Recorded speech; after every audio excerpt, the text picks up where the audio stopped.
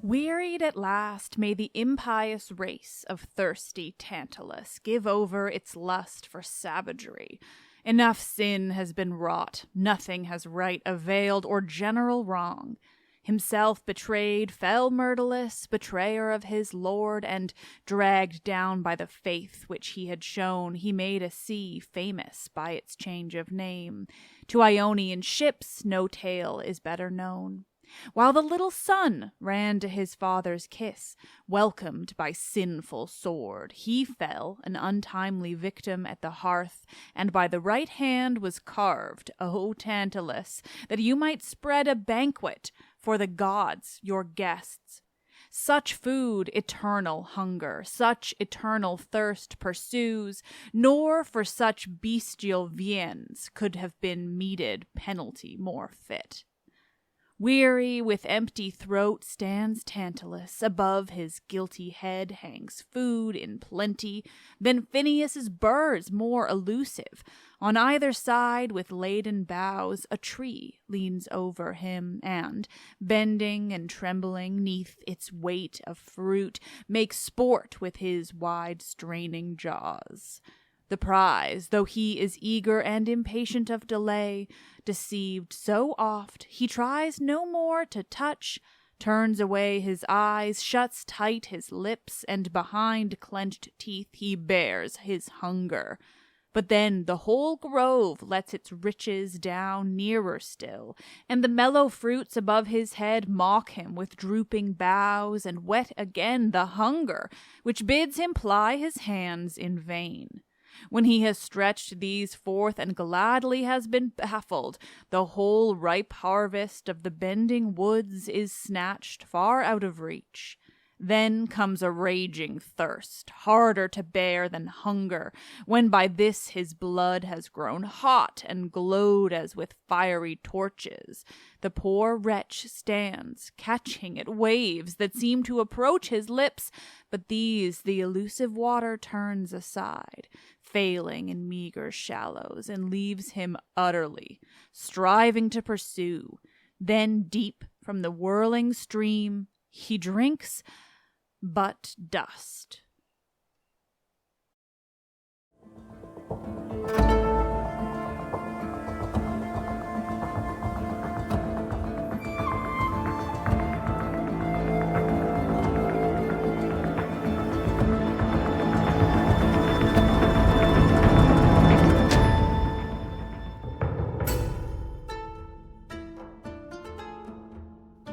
Hi, and welcome to my absolute favorite time of year.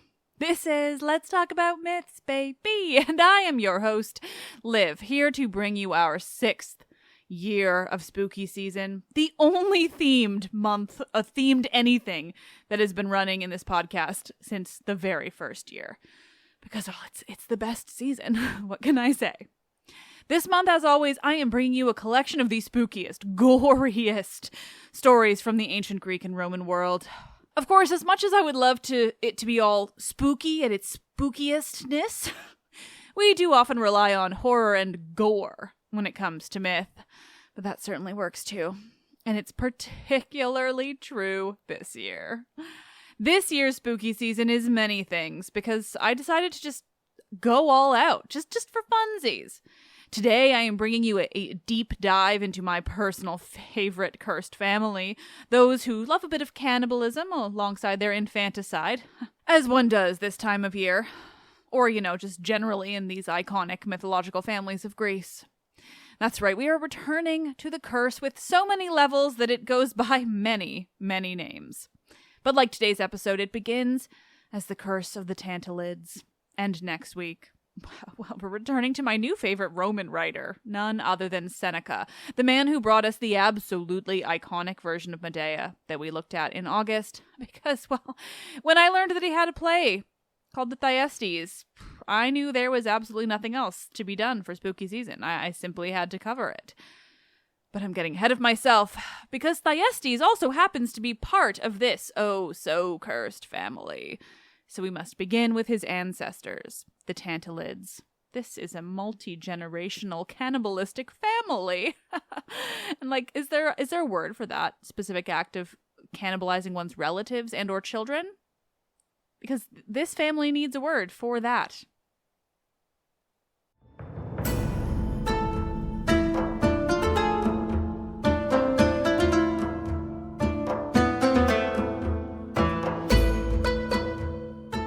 This is episode 231. Murder after murder, generation after generation. The curse of the Tantalids and the Pelopidae.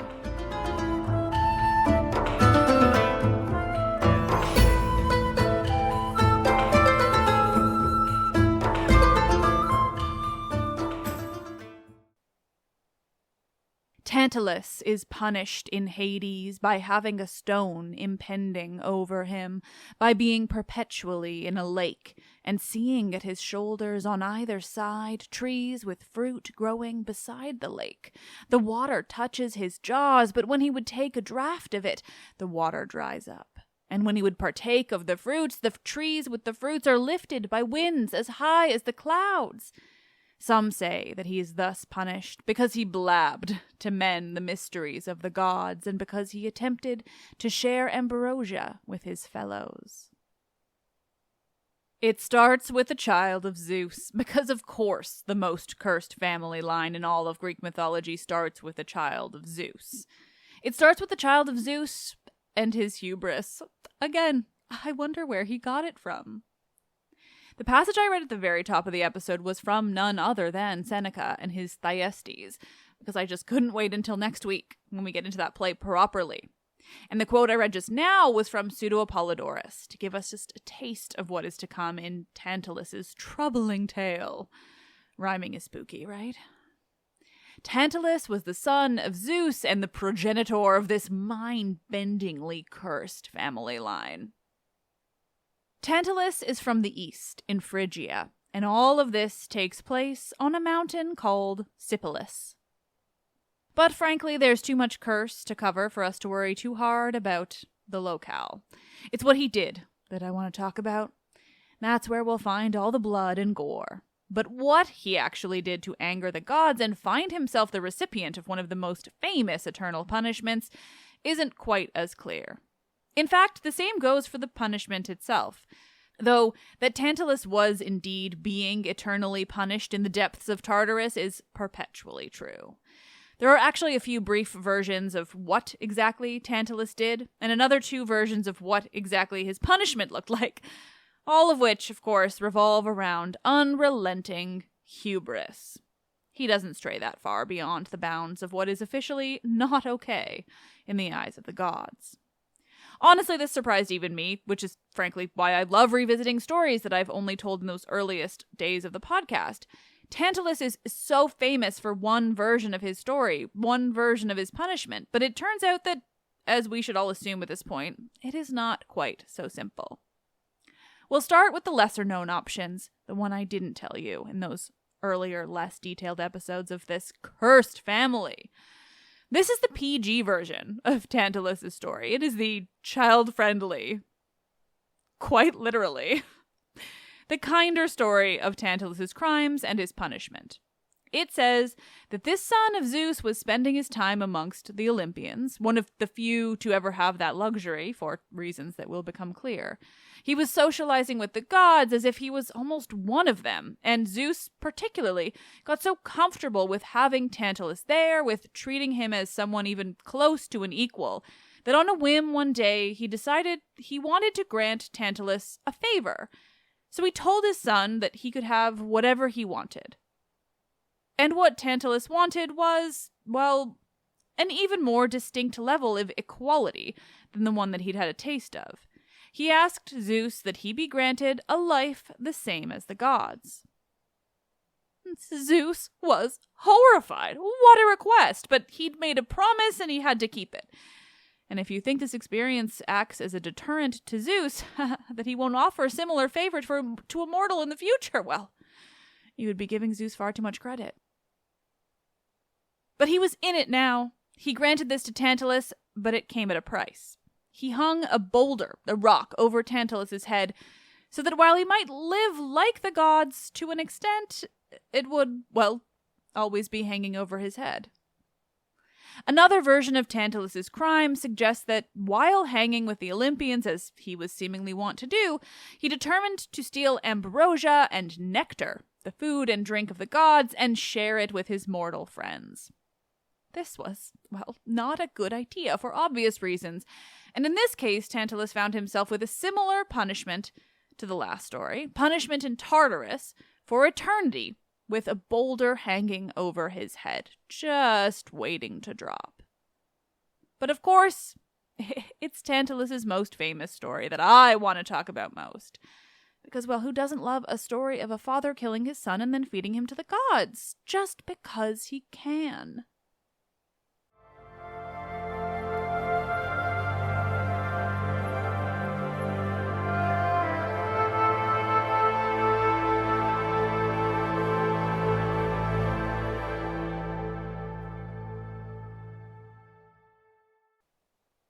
This most famous and bloody and gory and generally fucked up version of Tantalus' story goes that this man, this son of Zeus, who, no matter the story, has far too high an opinion of himself when it comes to interactions with the Olympian gods, determined that he was going to invite the gods to a banquet at his home on Mount Sipylus. Tantalus had a son at this point whose name was Pelops. And like the other versions of Tantalus' story, the gods were comfortable hanging out with this mortal. It was simpler times, and the gods learned their lesson. Now, though, they were happy to interact with the mortal, to feast with him like he was one of them. A mistake. Tantalus wanted to test the gods for reasons we don't have in any detail. He was just full of himself. He wanted to see if the gods were as special as humans were being led to believe. And how does one test that theory? Well, certainly they set out to see whether the Olympian gods can distinguish flesh meant for eating from flesh of the much more human variety. So, Tantalus, well, he killed his son Pelops, cut him up into bite-sized chunks, and cooked him in some way that he was then prepared to feed to the Olympian gods to test this bizarre and inconceivable theory. And the gods very nearly proved Tantalus to be wrong, to be ridiculous for ever suggesting that the gods would eat human flesh before realizing that it was not meant to be eaten. They very nearly avoided this inhumane crime. Because in case it needs to be said, the practice of eating human flesh is very frowned upon by the ancient Greeks. But, well, one of the Olympian gods just wasn't at her best. Demeter was distracted. She missed her daughter. Her thoughts and mind were elsewhere, and besides, who would have possibly thought to feed the gods human flesh? She shouldn't have had to watch so carefully what she was eating. Demeter took a single bite before the other gods could stop her, could point out that something about the feast served by Tantalus was very, very wrong. And anyway, where's your son, Tantalus? Why don't we hear the pitter-patter of little child feet? The rest of the gods knew before Demeter, and they stopped her after the one bite, turning on Tantalus. They restored the boy Pelops to life, putting him back together after his father's horrific crime. But they couldn't fix that little bite that had been taken, couldn't bring the flesh back out from Demeter's stomach. So instead, they gave Pelops a nice shoulder made of ivory. So he was forever special, even if he might also have to forever remember the time his father killed him and served him to the gods to eat. But for all he was restored to life, for all he became just a little more special because of that ivory shoulder, Pelops wasn't about to escape the now generational fate of his family. When your father does something like that, it taints you all. That isn't about to just go away. It's not just the curse of the Tantalids, after all. There are 3 names for this curse, 3 generations that kept it moving. Not that the last generation escaped unscathed. But I'm getting ahead of myself. There's another story of Pelops at this time, one presented by Pindar in one of his Olympian odes. It's unique, not something that seems to appear in these details elsewhere, but it's horrifying in a new and different way, so we're going to talk about it. According to Pindar, Tantalus might not have actually fed his child to the gods because he never had the chance. Or the poor boy does still get fed to the gods, and it's after he's resurrected that things manage to get even worse for him. See, in this telling by Pindar, the young Pelops was spotted by none other than Poseidon, the god you never want to encounter alone, let alone tempt by just existing in a body that he finds attractive. And that's what happened to Pelops. Poseidon saw the boy and determined that he had to have him, had to make him his almost certainly unwilling lover. Ugh. In Pindar's version, it's embarrassing that anyone ever managed to claim that such a crime by Tantalus ever took place. That it's simply impossible that the gods ever actually ate human flesh. Blasphemy! Instead, the reason that Pelops was gone without a trace was that he was violently abducted by Poseidon, brought to Olympus to serve a similar fate to poor Ganymede. We won't go into detail for obvious reasons, but yes, the implication is that Pelops was missing from Tantalus's feast because Poseidon had abducted him to become his unwilling sex slave. Like I said, a very different type of horror, but horrifying nonetheless. Frankly, that's my least favorite type of horror to talk about, despite being the most common in Greek myth. So today we're focusing more on the other horror that comes to this very, very cursed family. And fortunately, that's only Pindar's version, because there's an awful lot to Pelops' story that requires him to be very much still down on Earth, living a vaguely normal, mythologically speaking, life. He's still got a brand new familial curse to deal with. But first, Tantalus needs to be punished. And punished he is. Tantalus goes on to become not only the basis for the word tantalize, but one of the most famous punishments in the underworld. For his transgressions, for killing and cutting up his son, cooking him in a stew and feeding it to the gods just for kicks, as a weird and vaguely baffling test. For this, Tantalus is trapped in Tartarus, that darkest, most dreary depths of the underworld, where a rock hangs over his head, ready to drop at any moment, so that he never has a moment's peace. And deep in Tartarus, Tantalus stands in a pool of water, surrounded by the hydrating life source, but perpetually unable to drink from it. At the same time, food is suspended over his head, hanging fresh and ripe from magical trees that seem to sprout everything that he could possibly want. Delicious, soul-soothing food hangs over him, mouth-watering and forever out of reach. He cannot drink the water that surrounds him, no matter how thirsty he is, no matter how badly he tries to drink. He can't. And he can't eat the food hanging right in front of his face. He can grab at it, yank it from the tree all he wants, or perhaps be incapable of even reaching it in the first place. Regardless of the means, he is unable to eat it. Ever. He just gets to exist in Tartarus forever tantalized. See what I did there? And by me, I mean the ancient Greeks and subsequently the English language. With those crimes of Tantalus, his punishments by the gods, begins the curse. The curse of the Tantalids, soon to become the curse of the Pelopidae, because gods, this family will never ever escape the curse that Tantalus started by testing the gods for no reason other than his own vain hubris. Men, am I right?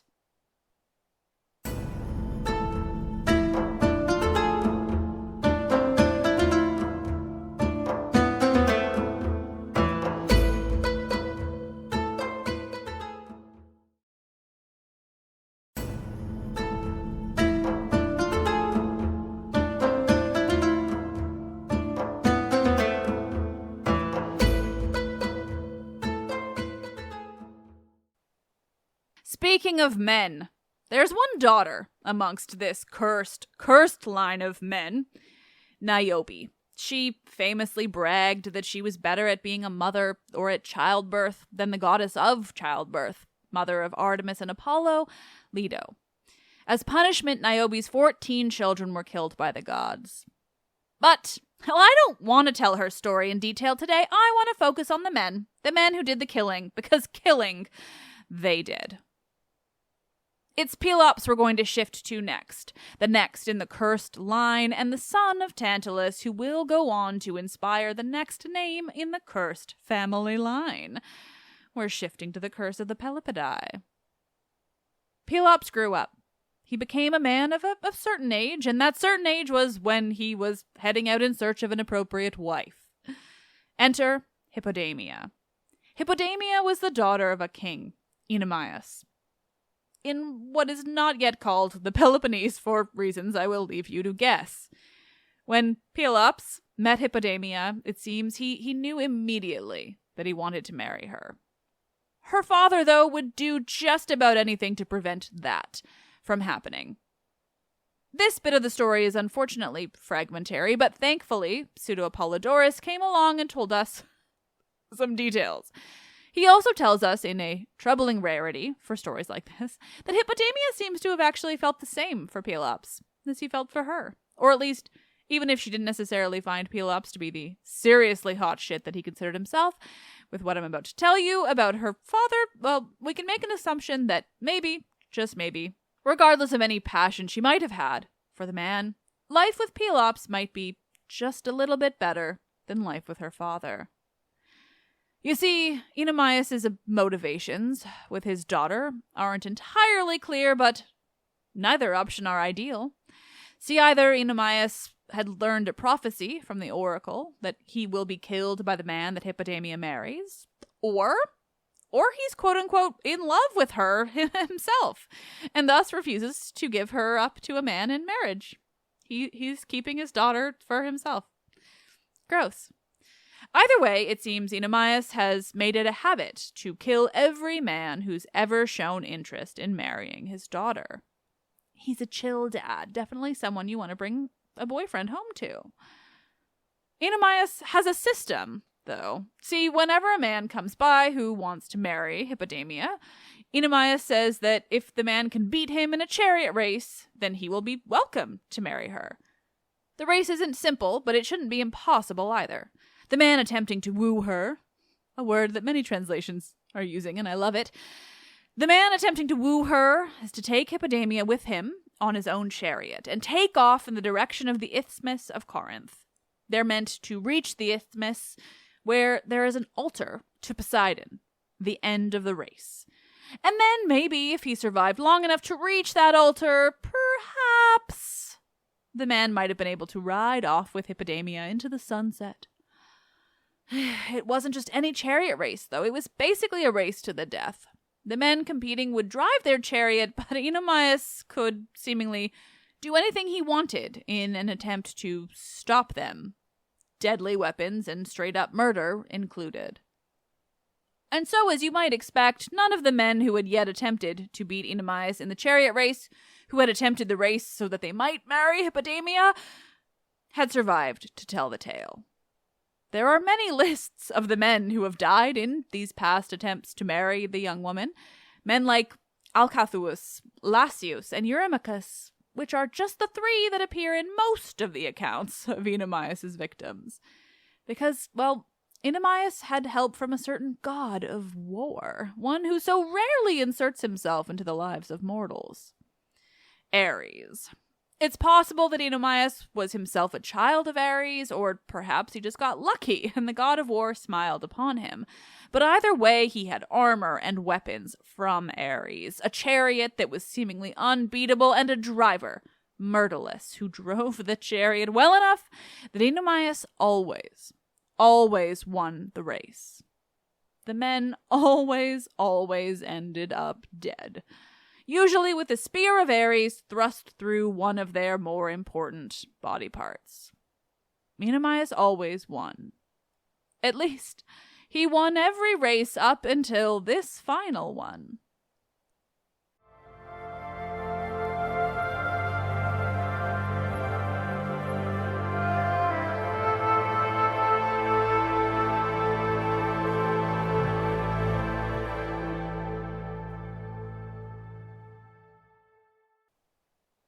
What made this race different? Why was this the time that Oenomaus would finally fail in his attempts to kill off every man that wanted to kill his daughter? Some might say that it was the chariot Pelops drove, or maybe Pelops himself. But I have a more plausible reason. A woman. See, this time, Hippodamia really fucking wanted to marry Pelops, and she was going to do what she could to make that happen. She also probably was keen to have her father stopped. He'd killed an awful lot of men in her name. It was time to put a stop to that. When Hippodamia fell for Pelops, she knew immediately what her father would do in his attempts to prevent her from marrying. So this time, she came up with a plan. Hippodamia spoke to her father's chariot driver, Myrtilus, and convinced him to sabotage her father's chariot so that he might finally lose. Why Myrtilus was happy to do this for Hippodamia varies depending on the source, but he very well might have been in love with her, a plot point that we will return to. Either way, Myrtilus agreed to help Hippodamia, and in helping her, help Pelops win this otherwise deadly chariot race. It would be easy enough. Myrtilus decided, with, I like to think, the help of Hippodamia, that he would simply remove a linchpin from Oenomaus' chariot and replace it with something a little different. It was a pin meant to look the same, not raise any suspicions, but it was made of wax. This way, once the chariot was going fast enough, was generating enough heat, the wax linchpin would melt, and the wheels would fly off Oenomaus' chariot. The chariot would fall to pieces, and Oenomaus would fall, or rather tumble, to his death. This is exactly what happened. Myrtilus's plan worked perfectly. Oenomaus was killed by a fall from his own chariot, though he discovered what Myrtilus had done, and at the last moment of his life he called out a curse to Myrtilus that he would die at the hands of Pelops. Of course, everyone kind of just ignored the dying man's curse. Pelops was able to marry Hippodamia as he'd hoped and planned, or rather as she had hoped and planned. I think she's made it perfectly clear that she has the brains in this relationship. Can you tell that I'm feeling particularly righteously, angrily feminist right now? Long live Hippodamia! But her ordeal with her father and chariots and messy, even deadly relationships wasn't finished yet. Myrtilus, you see, took to heart that he'd been the one to help Hippodamia, ignoring the fact that she did pretty explicitly ask him to help her so that she could marry Pelops. Myrtilus wasn't interested in that factor. So, according to our most detailed source on this bit, after Hippodamia, Pelops, and Myrtilus had successfully defeated Oenomaus, they were traveling back, or perhaps just traveling elsewhere. It isn't clear. What's clear is that the three of them were traveling, and at one point they stopped along the way. Pelops, we're told, went off in search of water for his wife. Nice. And once he was away from Myrtilus and Hippodamia, well, Myrtilus tried to rape her. He, it seems, felt that he was owed something from her, a tale as old as time. Fortunately, Pelops finds out about Myrtilus's attempted assault, and he throws him off a cliff into the sea. Nothing he didn't deserve, if you ask me. But, well, this is a cursed family after all. So as Myrtilus was falling to his death into a sea that would go on to take his name, he called out a curse on Pelops and his family. For a while, Pelops and Hippodamia forgot about the curse, or at least they didn't let it run their lives. Pelops was purified for the killings of Oenomaus and Myrtilus, and eventually, though we are missing any details, he took enough control over the region that would become the Peloponnese to, well, call it the Peloponnese. He and Hippodamia had 4 children, but only 2 that we care about. Atreus and Thyestes. And everyone lived happily ever after, and nobody killed and ate anyone else's children. No one sacrificed their daughter for a bit of wind. No one started sleeping with their cousin's wife only to plot that cousin's murder along with that wife, and definitely no one's children then killed their mother and were hounded by the Furies. Just kidding. Next week we're diving into Seneca's play, Thyestes.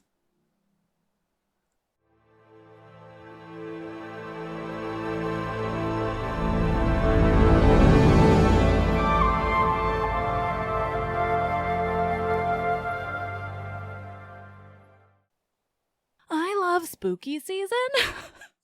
Nerds, thank you as always for listening. I am so excited for this year's spooky season, not least because I've discovered that I somehow love a Roman playwright so much that I am dying to read Thyestes and share it all with you. But also because, well, I'm just gonna have some fun this spooky season and really throw everything imaginable at you. Because Greek myth is horrifying in the most enjoyable of ways.